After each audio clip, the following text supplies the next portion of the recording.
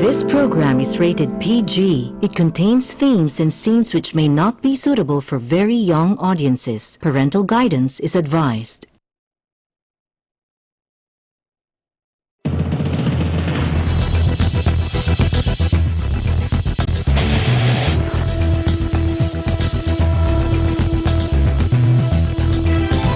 We're working to connect a region of over 600 cultural bridges between our lands.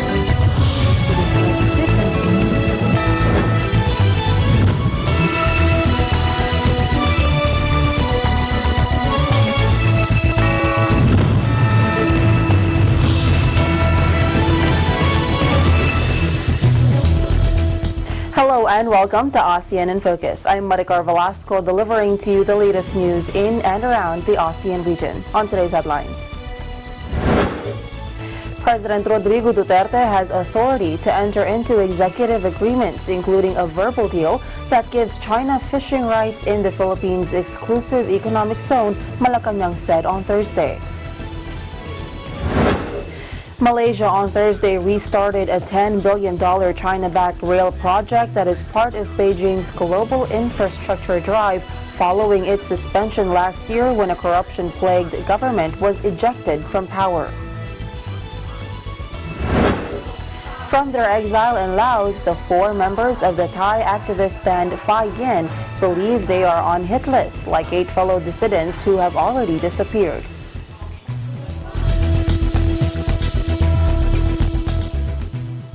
President Rodrigo Duterte has authority to enter into executive agreements, including a verbal deal that gives China fishing rights in the Philippines' exclusive economic zone, Malacanang said on Thursday. Presidential spokesperson Salvador Panelo refuted the joint statement made by former Ombudsman Conchita Carpio Morales and former Foreign Affairs Secretary Albert Del Rosario, who claimed that no public official, not even the president, has the authority to grant foreigners fishing rights. The president, as the chief architect of the foreign policy, has the authority to enter into executive agreements, written or oral, according to Panelo, who is also chief presidential legal counsel. Panelo explained that because executive agreements are usually less formal and deal with a narrower range of subject matters than treaties, Philippine jurisprudence or case law has long recognized that this power may be exercised by the president even without the concurrence of Congress. He adds conventions or high-level meetings among foreign leaders are useless if they cannot commit and bind their countries at the time of said engagements. He reiterated that the Constitution's provision, which reserves the use and enjoyment of the nation's marine wealth to Filipino citizens, must be read in relation to the president's prime duty to serve and protect the Filipino people. Moreover, Panelo said Duterte is also complying with international obligations, one of which is to observe friendliness towards neighboring countries. He explains that the rationale for this is simple. In a world where countries have the ability to craft their own respective sets of rules, conflicting municipal policies are inevitable in cases which reach the level of an international concern. The 2016 fishing verbal agreement between Duterte and Chinese President Xi Jinping allowed Chinese to fish within the Philippines' 200 nautical mile EEZ if China allowed Filipinos to fish in the Panatag Scarborough Shoal.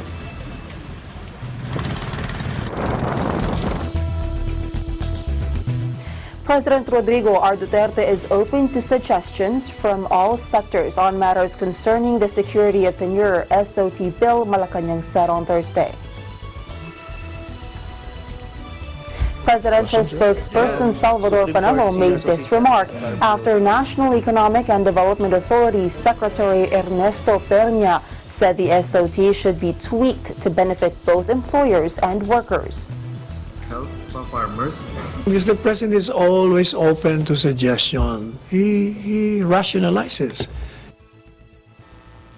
Senator Joel Villanueva, who sponsored the SOT bill, earlier asked if the NEDA was setting up the bill for the president to veto, saying the agency only raised concerns at the last minute.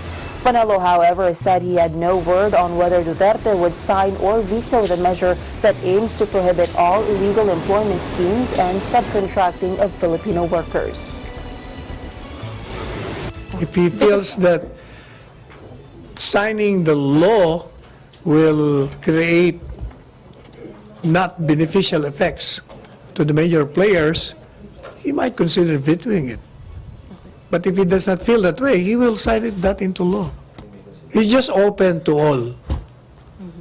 Okay, thank you, sir. But the buck stops in his table. Panelo explained that Duterte was open to all suggestions to find a win-win solution for all parties concerned. Hahanap ka ng win-win solution. Kung ano yung opposition ng business sector, pwede naman hanapan ng compromise yun eh. So if he will veto the bill, then a member of Congress can introduce another one with the win-win compromise solution. O, diba? Everybody happy. Earlier, a coalition of business groups claimed that this SOT bill goes against the constitutional rights of businesses because it increases the cost of doing business, which may hinder their operations. The group claimed the bill could even push employers to eliminate low-skilled jobs and instead prefer using technologies such as automation and artificial intelligence. The SOT bill, which was transmitted to Duterte's office earlier this month, may lapse into law if the chief executive fails to sign it.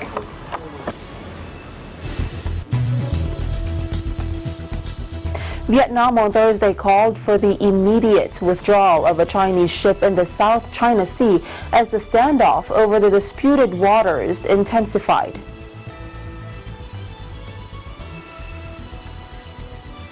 Beijing last week issued a new call for Hanoi to respect its claims to the resource-rich region, which have historically been contested by Vietnam as well as Taiwan, the Philippines, Malaysia, and Brunei. Hanoi responded by saying it had sent several messages to Beijing insisting that a Chinese survey ship vacate its waters and doubled down Thursday with new demands for the vessel's removal. Nhiều lần khẳng định Việt Nam kiên quyết, kiên trì bảo vệ chủ quyền và quyền tài phán như đã được xác lập tại Công ước Liên Hợp Quốc về luật biển 1982 bằng các biện pháp hòa bình trên cơ sở luật pháp quốc tế. Với mục tiêu trên, Việt Nam đã có nhiều hình thức giao thiệp ngoại giao phù hợp, trao công hàm phản đối cho phía Trung Quốc, yêu cầu rút ngay khỏi vùng đặc quyền kinh tế của Việt Nam. Hội nghị Bộ trưởng Ngoại giao ASEAN lần thứ 52 và các hội nghị Bộ trưởng Ngoại giao liên quan. The ship, owned by the government-run China Geological Survey, began research around the contested Spratly Islands on July 3, according to the U.S.-based Center for Strategic and International Studies, or CSIS. Before it was spotted, a Chinese Coast Guard vessel also patrolled near Vietnamese supply ships in a threatening manner, according to CSIS. China has not confirmed the presence of its ships in the area. Beijing invokes its so-called nine-dash line to justify its apparently historic rights to the waterway and has previously built up artificial islands as well as installed airstrips and military equipment in the region. The line runs as far as 2,000 kilometers or 1,200 miles from the Chinese mainland to within a few hundred kilometers of the Philippines, Malaysia, and Vietnam. Security at Rohingya refugee camps in Bangladesh will be tightened during the visit of a high-level Myanmar delegation this weekend for repatriation talks, according to officials. Some 740,000 Rohingya fled a crackdown by Myanmar's military in 2017 in Rakhine State and are living in nearly 36 refugee camps in Bangladesh's southeastern border district of Cox's Bazar. Many still fear for their safety if they return to Myanmar, where the Muslim minority has faced decades of repression and erosion of rights. They have stepped up security in the camps during their tour, according to Bangladesh's Refugee Commissioner Mohammed Abdul Kalam. He added that the delegation would meet with Rohingya leaders this weekend to inform them of measures they have taken for their return to Rakhine. The camps, where the Rohingya population has grown to nearly 1 million, have sparked tensions between the neighboring countries, with Bangladesh blaming Myanmar for delays in repatriating the refugees. The two governments signed the repatriation deal in November 2017, but so far, virtually no Rohingya have volunteered to return. Bangladesh has said it will not force any Rohingya to leave. Foreign Minister A.K. Abdul Momen told reporters in the capital Dhaka on Wednesday he hoped the repatriation will begin by September. Myanmar has faced international pressure to allow the Rohingya to return to Rakhine and grant them citizenship rights, as well as the United Nations has complained that progress to address the refugee crisis has been far too slow.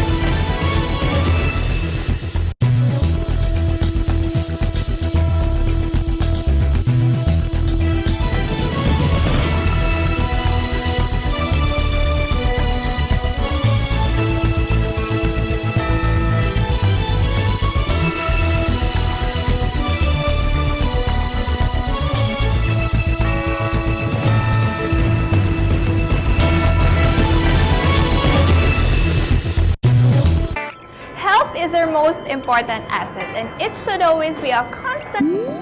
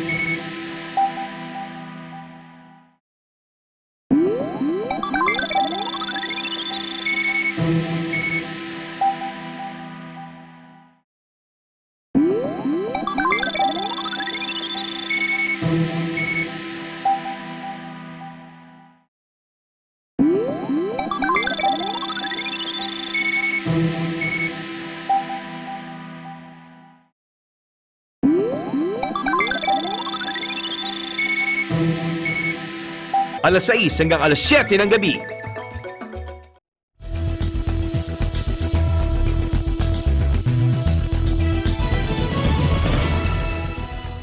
Welcome back.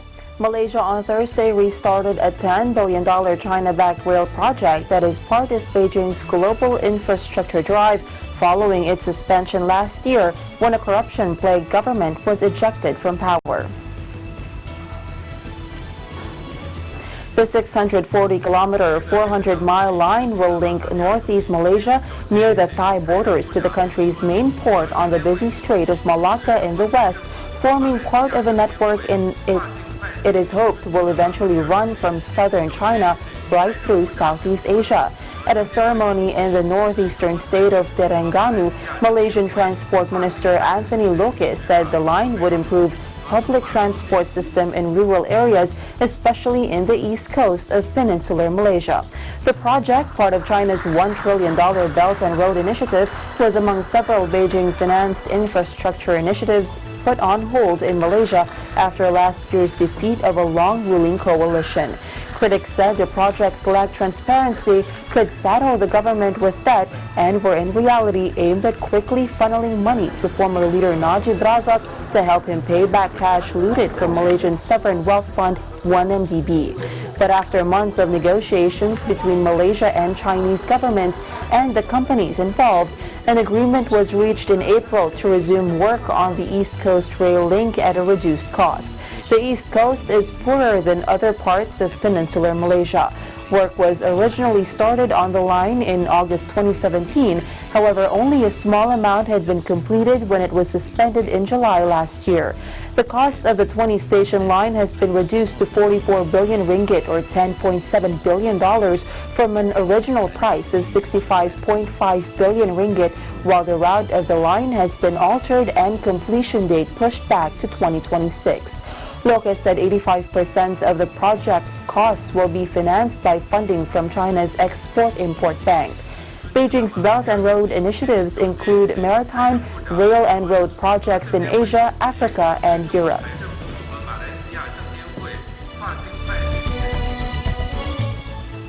ASEAN Youth Ministers gathered at the 11th ASEAN Ministerial Meeting on Youth and the 7th ASEAN +3 Ministerial Meeting on Youth to discuss ways to enhance the role of youth in ASEAN for sustainable development and regional integration.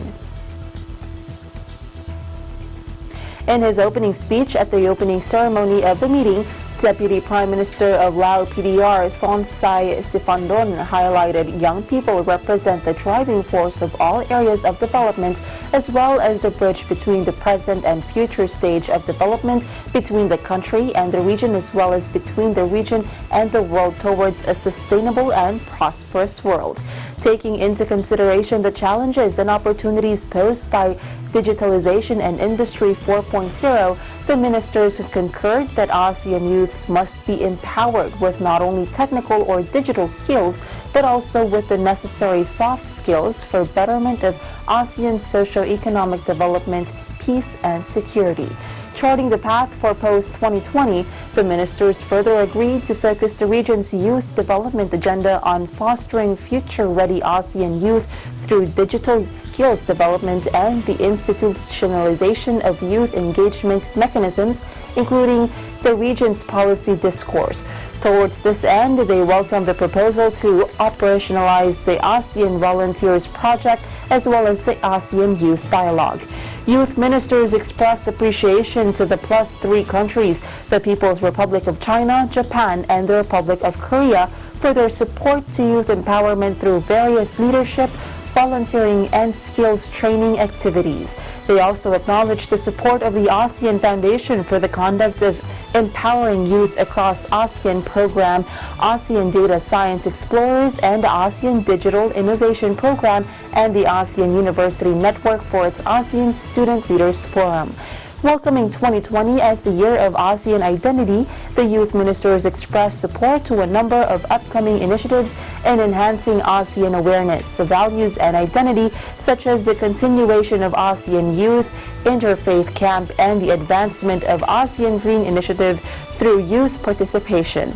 They further encouraged the commemoration of the ASEAN Youth in Climate Action and Disaster Resilience Day on every 25th of November through meaningful youth activities.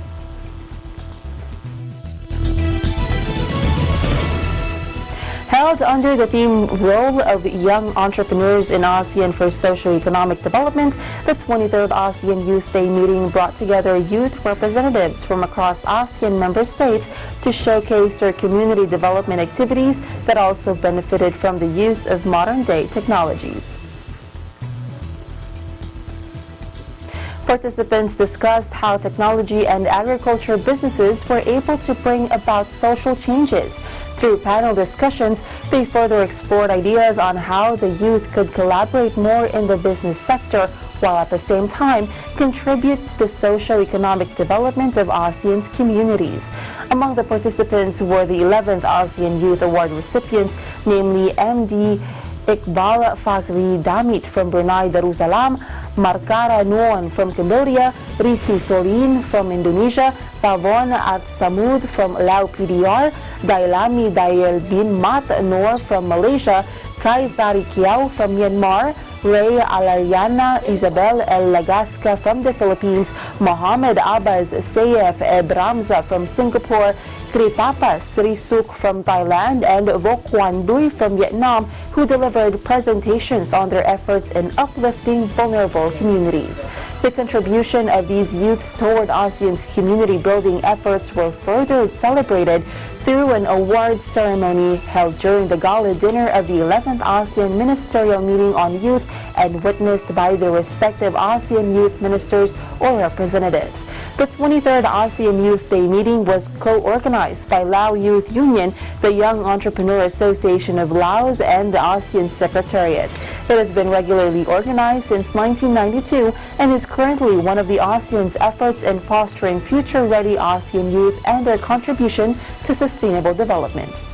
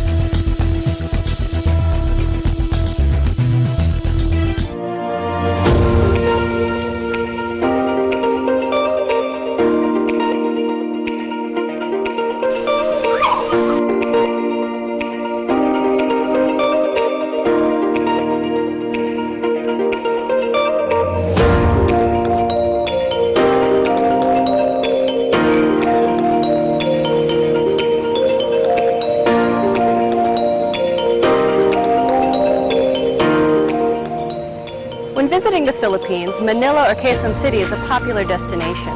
But oftentimes the hustle and bustle of the city can be more stressful on your vacation. So when you feel the need to reconnect to nature or relax again, there's a beautiful oasis just outside of the city called the Garden at Ciudad de Victoria.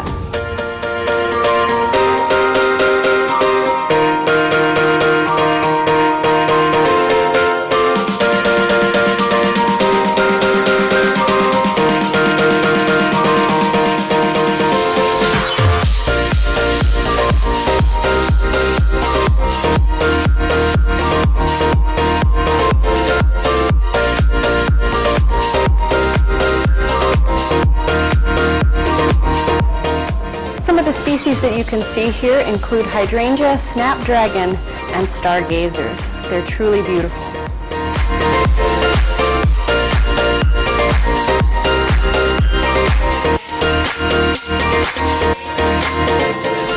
The gardens at Ciudad de Victoria are so peaceful, tranquil, and beautiful that it's become a haven for young couples and a very popular venue for engagement photos.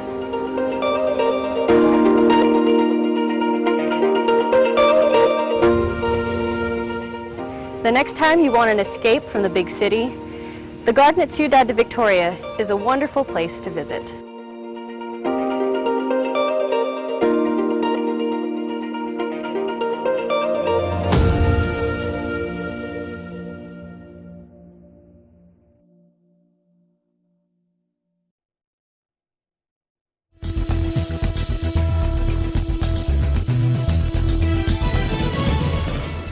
Welcome back.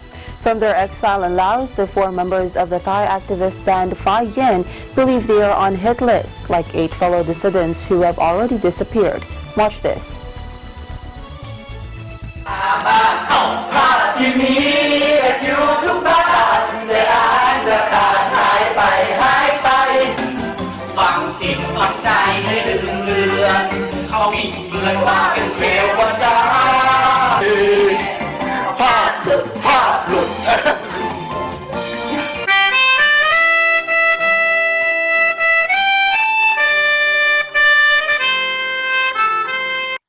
เราใช้สัญลักษณ์แทนหมดเลยซึ่งในขอบเขตของกฎหมายมันไม่มีไงแล้วนี่เราถึงรอดไงแต่พอเมื่อมาได้ลี้ภัยแล้วมันก็ไม่มีอะไรต้องกักละมีอะไรก็พูดให้หมดเลยเมื่อพูดหมดแล้วปุ๊บการไล่ล่าก็เกิดขึ้น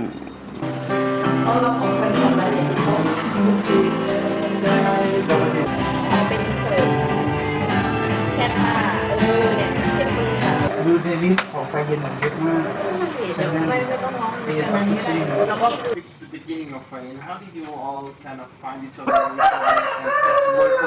เพราะว่าการทำเพลงของเราเนี่ยพยายามบอกให้ประชาชนว่าพวกคุณต้องลุกขึ้นมานะพวกคุณต้องลุกขึ้นมาทวงสิทธิ์ของพวกคุณนะเราพูดตลอดเวลาถ้าคุณไม่ออกมาน่ะทำอะไรไม่ได้อย่าไปหวังนักการเมืองทำอะไรไม่ได้เขายังตามไม่อยู่แหละคนที่กรุงเทพก็ยังเป็นห่วงทำงานให้ยังรักกันอยู่ชื่อของบุคคลที่เฝ้าระวังไม่ว่าจะเป็นในเรื่องของการต่อต้านรัฐการต่อ Thai institution people anti the coup maker like or like there must or they might be